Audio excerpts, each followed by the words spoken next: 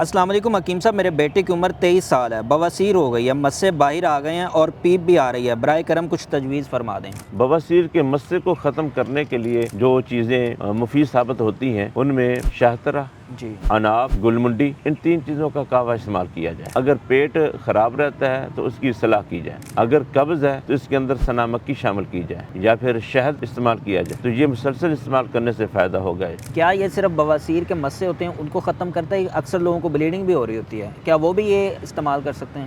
اس کے لیے بھی یہ مفید ہے، یہ نسخہ بے ضرر ہے، یہ خون کی صفائی پر بھی کام کرے گا اور بواسیر پر بھی کام کرے گا، اور اس کے لیے غذا کا ٹھیک ہونا ضروری ہے۔